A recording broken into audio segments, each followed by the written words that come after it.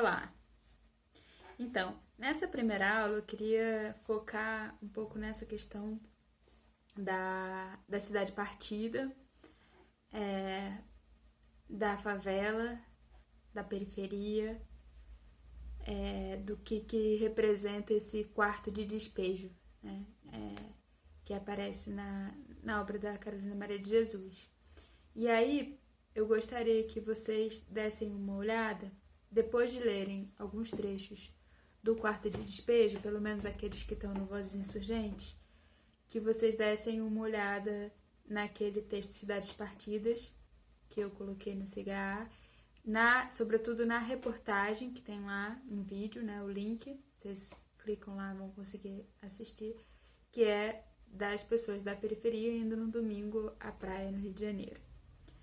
E aí, depois disso, voltem aqui pra gente falar mais um pouco. Pausa. Queria então que agora vocês ouvissem comigo essa canção do Chico Buarque, chamada Caravanas, que tá no álbum dele chamado Caravanas também, que é o último álbum que ele lançou, já depois do golpe de 2016. E queria que vocês ouvissem, então, essa música, tá? Comigo. São 3 minutos, menos de 3 minutos, tá bem?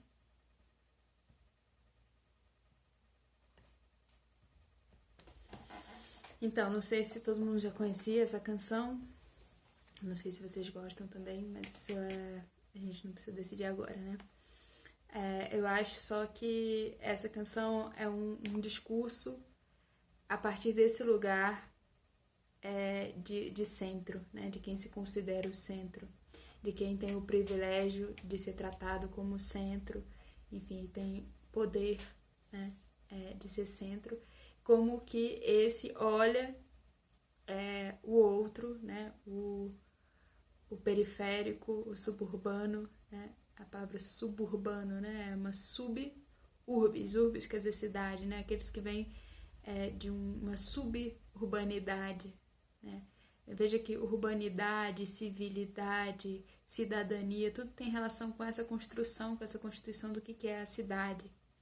E aí, a cidade, que é uma construção, né? E é bem importante que a gente pense sobre isso.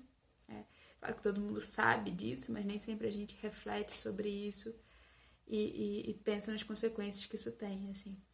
A cidade é uma construção, modo de urbanização e, portanto, modo de organização espacial e social das comunidades não é um dado natural, né? É uma construção histórica que pode ser transformada, mas que carrega, né, a sua historicidade, carrega o seu passado, os princípios sobre os quais foi fundada e assim por diante. Então, toda discussão política, ela tem que passar também por isso, pela questão urbana, pela questão da cidade, de como as cidades se constroem, como as urbanidades se constroem. Porque não existe a comunidade, o poder, né, o Estado, fora dessa organização da cidade. Essa é uma discussão bastante interessante, inclusive aparece na tese, né, no texto lá da Carril, que a Ana Moser me fez conhecer, e que eu coloquei para vocês a referência, né, e o link. Enfim, que remete a toda uma série de estudiosos da cidade. Na filosofia, a gente muitas vezes fica distante dessa discussão. E eu acho que aquela frase da Carolina Maria de Jesus que eu li da outra parte da aula, né? E vários outros trechos do seu diário, do Quarto de Despejo, da sua obra, fazem a gente refletir sobre a cidade, sobre a relação da favela com a cidade, da cidade com a favela.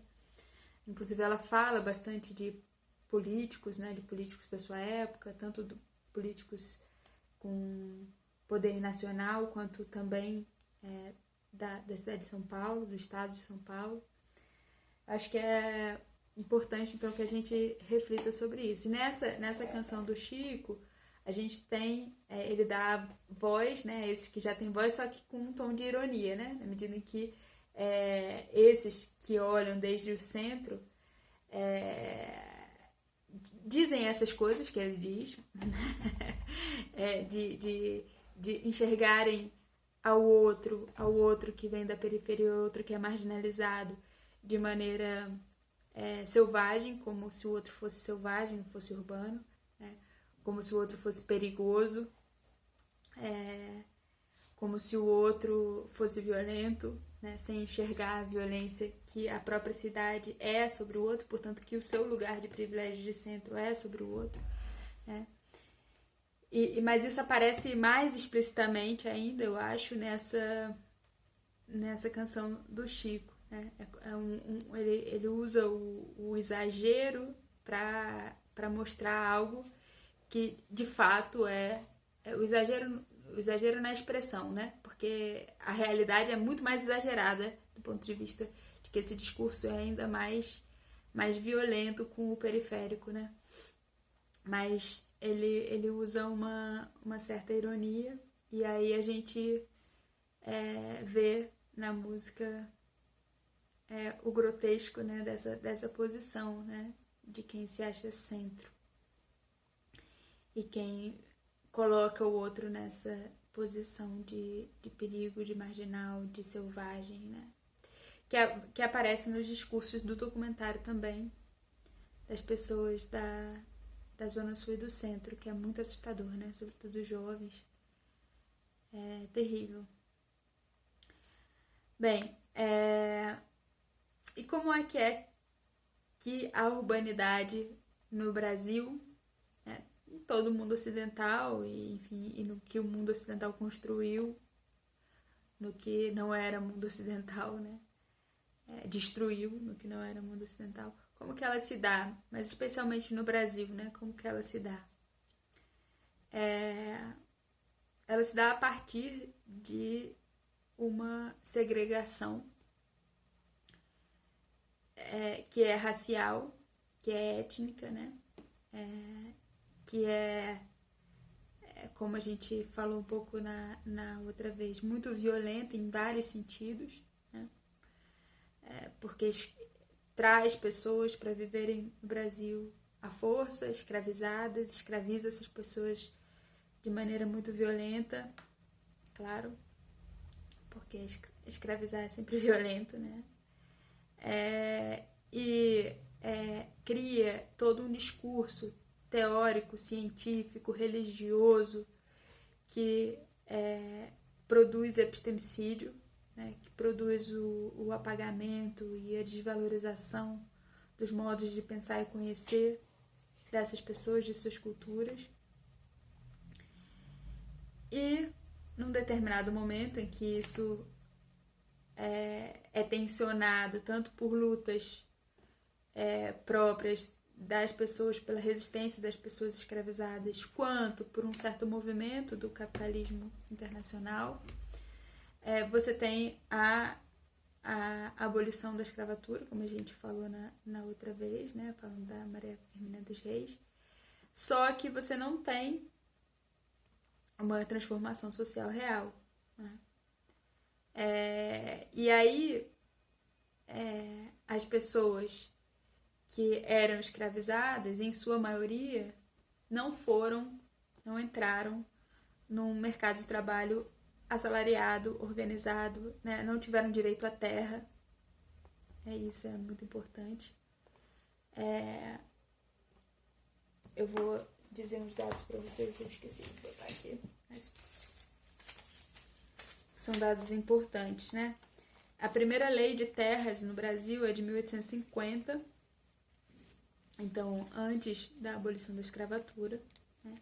Até então, o que você tinha era que Portugal, enquanto nós éramos uma colônia, tinha cedido, dividido o Brasil em capitanias hereditárias, dado as terras e o poder sobre essas terras, do ponto de vista formal e do ponto de vista da força do Estado também, para determinadas pessoas, de fora do Brasil, né, que estavam chegando ao Brasil. Depois eles transformaram isso em governos gerais, então essas capitanias hereditárias, que eram hereditárias porque passariam então de pai para filho, né, seriam dessas famílias, viraram governos gerais, e essa estrutura nunca acabou propriamente no Brasil, mas porque havia um tensionamento sobre o uso da terra, efetivamente, a ocupação da terra, efetivamente.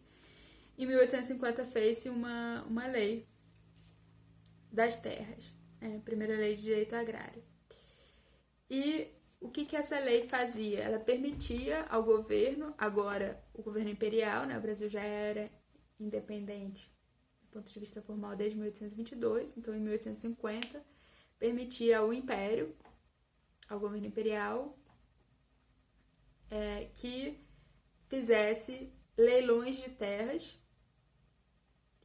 para grandes corporações, gente que poderia participar de um leilão de terras e ganhar grandes áreas, e essas empresas, muitas delas estrangeiras, faziam o quê? Dividiam essas terras em lotes e vendiam essas terras, né?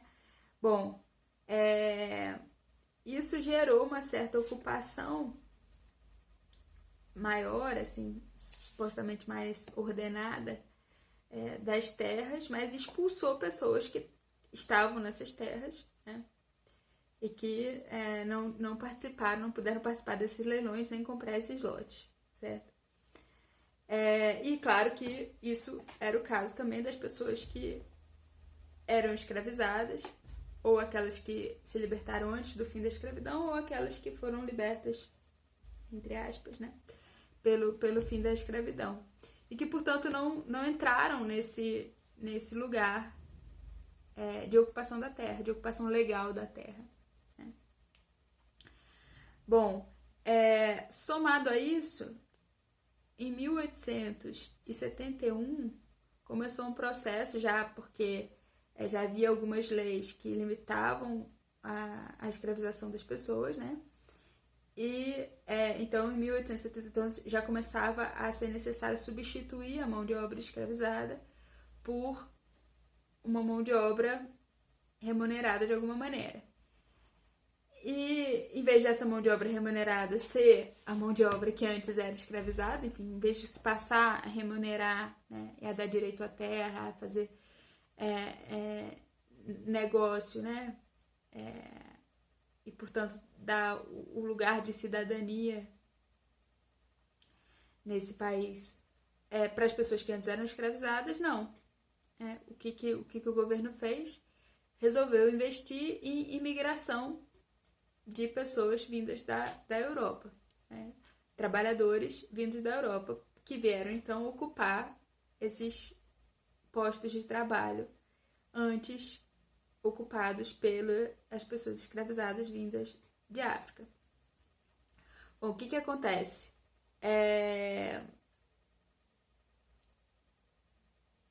Essas pessoas, o que o governo fez? Ele dava incentivos, dava dinheiro para os grandes latifundiários, enfim, os grandes senhores, né,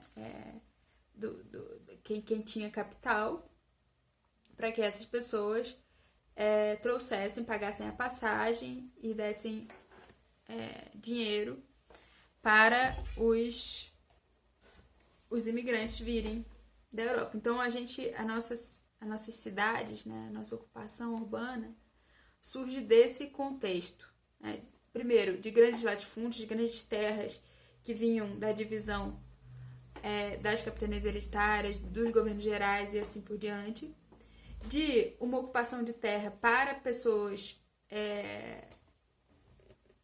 ainda ricas, que, embora não fossem esses, né, das capitanias hereditárias, mas ricas, que poderiam pagar. Então a terra virou também um negócio com a lei de terra de 1850. Depois acelerando esse processo de marginalização das pessoas que eram escravizadas com a sua dispensa dos trabalhos remunerados, na sua maioria, e a vinda de trabalhadores imigrantes da Europa. Com isso, e é óbvio que isso está assentado sobre princípios racistas, né?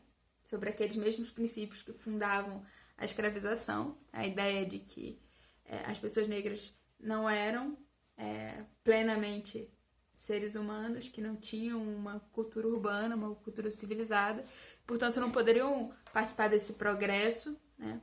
E isso passava também por uma ideia da cor da pele, das características físicas das pessoas, né? E, portanto, os europeus, sim, esse povo civilizado, né? E branco, poderia ocupar esse espaço dentro da civilização e do progresso da nação brasileira. A gente continua já.